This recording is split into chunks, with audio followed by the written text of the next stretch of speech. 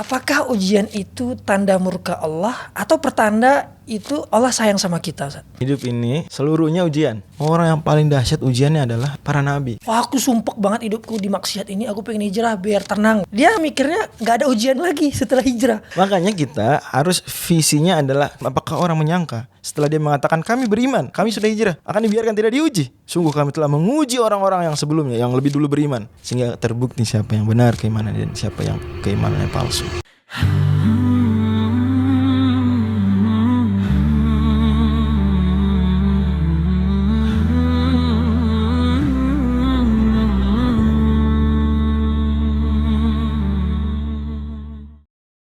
Kita udah sholat, kita udah sodako, kita udah berbuat baik sama manusia. Tapi ujian tetap aja datang gitu. Nah, timbullah satu keresahan, kenapa ya? Ketika aku udah berusaha menjadi baik, tetap aja Allah uji. Nah, insya Allah di The Series kali ini kita akan bahas itu. Langsung dengan Ustadz Nur Fajri. Beliau Ustadz Nur Fajri Ramadan, seorang ulama muda, beliau seorang hafiz Quran dan pemegang sanad 10 qiraat. Juga penulis buku Quran Mapping dan beberapa buku lainnya yang umumnya ditulis dengan bahasa Arab. Kemudian beliau adalah seorang anggota Komisi Fatwa Metodologi MUI Pusat, peneliti di Fakultas Hukum UI, dan direktur syariah di www.learnquran.co. Semoga Allah limpahkan taufik dan keikhlasan bagi beliau. Assalamualaikum Ustaz. Waalaikumsalam warahmatullahi wabarakatuh. Apa kabarnya Ustaz? Alhamdulillah baik, mudah-mudahan Bang Fianda juga selamat sehat. Alhamdulillah. Ustaz, apakah ujian itu tanda murka Allah atau pertanda itu Allah sayang sama kita, Ustaz? Jadi gini Bang Fianda, hidup ini seluruhnya ujian. Allahu Akbar. Dari awal kita ini diciptakan di negeri ujian. Bukan negeri hukuman ya? Bukan negeri hukuman. Wah, itu salah yang sudah banget pernah ya. kita Iya. singgung di beberapa episode Episode tadi ya. lainnya. Jadi karena dia ujian, maka kita sebenarnya nggak bisa berekspektasi akan berhenti ujian. Bahkan boleh jadi kenyamanan hidup yang kita peroleh itu adalah apa? Ujian. Ujian juga. Jadi ada yang diuji memang dengan kesulitan ekonomi, ada yang diuji dengan kemakmuran ekonomi. Allah. Apakah yang makmur ekonominya tidak diuji? Diuji dia. Bisa jadi dia sombong, tidak membantu sesama. Ya nggak, menggunakan uangnya untuk keharaman. Ya. Alhamdulillah. Jadi memang kita sebetulnya di negeri ujian ini jangan membayangkan ujiannya berhenti. Tapi kita minta saja supaya kita dikuatkan, dimudahkan dalam menjalani ujian. Jangankan yang baru sholat, sedekah dan seterusnya tadi. Para nabi pun kata Nabi SAW itu asyadun nasi balaan al-anbiya tsumal amsal fal amsal. Orang yang paling dahsyat ujiannya adalah apa? Siapa? Para nabi. Tsumal amsal, kemudian yang di bawah para nabi. Berarti Sahabat. makin dekat dengan kesolehan nabi itu makin berat. Makin jauh itu makin ringan sebetulnya. Tsumal amsal fal amsal, kemudian yang di bawahnya lagi. Dan gak harus sahabat yang mungkin di bawah nabi, sebagian orang zaman sekarang yang kesolehannya luar biasa bisa jadi. Berarti kita makin gak soleh nih sebenarnya, itu makin apa? Makin agak gampang. Tapi ujian itu beragam ya. Bisa jadi sakit belum tentu lebih sulit daripada kaya. Ya enggak? Betul. Dan seterusnya. Nanti ada degree-degree yang bisa beragam dalam hal ini. Berarti ekspektasi orang yang pengen hijrah nih Ustaz kadang-kadang. Wah, aku sumpek banget hidupku di maksiat ini, aku pengen hijrah biar tenang gitu. Nah, dia maksudnya mikirnya gak ada ujian lagi setelah hijrah. Tapi yang Ustaz singgung tadi kayaknya wah, semakin soleh semakin gokil ujiannya gitu saya. Nah, makanya kita harus visinya adalah visi kita sebagai abdinya Allah, khalifahnya Allah di muka bumi, dan kita ditugaskan memakmurkan bumi ini. Jadi kita jangan bervisi cari kenyamanan, cari ketenangan. Betul, nggak masalah cari kenyamanan, tapi nyaman yang dengan makna yang proporsional, dalam artian nyaman yang sebenarnya tetap akan ada ujian, tapi nyaman dari problem-problem maksiat. Beda ya. Ada orang nyaman hatinya, kenapa? Karena tidak pusing kan soalan.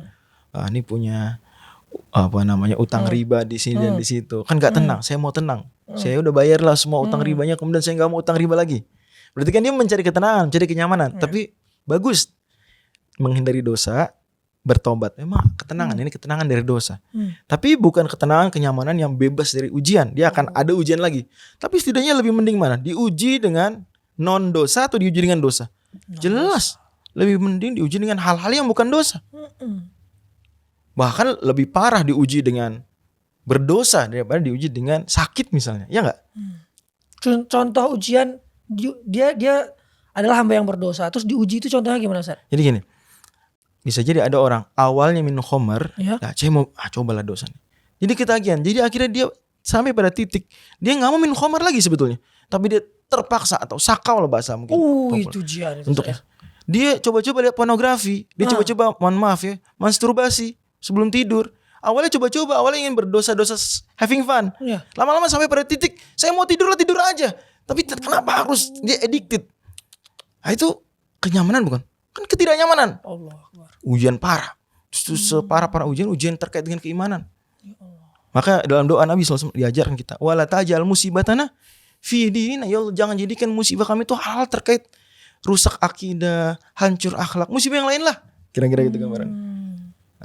Nah, lagian juga pada akhirnya ya musibah atau ujian-ujian tersebut itu bagian dari Allah Subhanahu wa taala juga ingin menaikkan level kita. Jadi gampang kalau kita jadi mahasiswa, mau pinter-pinter juga tetap ada ujian gak? Iya. Ya namanya lagi kuliah. Masa membayangkan saya pinter kok diuji? Ya enggak lah. Tetap ada ujian.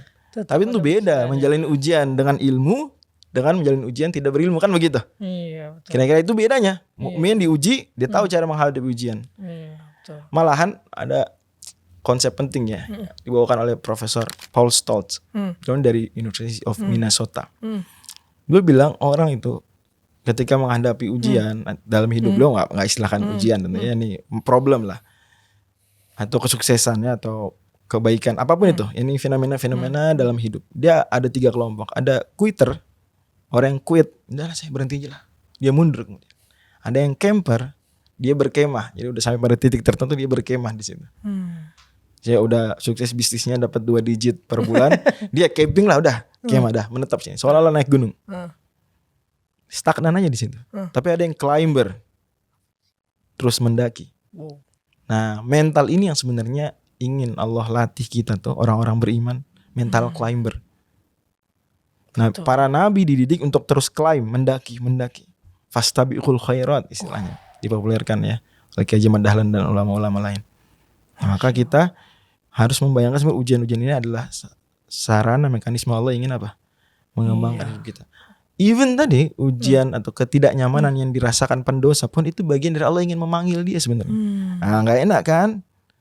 Ya, sakau atau mabok-mabokan, nggak enak kan? Misalnya dia punya selingkuhan banyak, puyeng dia, wah, ya kan? Nggak enak kan? Atau dia tadi punya penyakit ketagihan pornografi, masturbasi, nggak enak kan? Sebenarnya Allah ingin memanggil dia, ya toh? Ayo perbaiki diri yuk. Ya itu sebenarnya. Karena teringat Halfdin Ustaz yang Ustaz bilang tadi, ada Ustaz Nuzul ngebahas Hafizullah. apa namanya, tipikal orang yang ketiga tadi, ketika dikasih ujian dia tuh ingin ke puncak gitu kan. Ana teringat yang kisah Rasulullah itu di 10 kenabian atau 13 kenabian Ustaz. Yang Amul Hazan itu Ustaz. Yang tahun 10. Wah, setelah diboikot pengennya kan berkemah dulu lah gitu. Ternyata Abu Thalib meninggal, Khadijah meninggal. Allah Akbar. Berarti bukan berarti ketika kita ngambil jalan hijrah ataupun taubat, kita tuh nggak mau menjalankan ujian, bahkan disuruh untuk naik yang level 3 tadi ya Ustaz ya. Iya, bahkan mungkin kalau dia hijrah dia akan rajin tilawah kan. Dan pas tilawah sampai di surat Al-Ankabut. Di ayat pertama Allah firmankan Alif Lam Mim ahasiban nasu ayyutraku ayyaqulu amanna wa hum la yuftanun walaqad fatanna alladhina min qablihim falaya'lamanna Allahu alladhina sadaqu wa laya'lamanna al-kadhibin.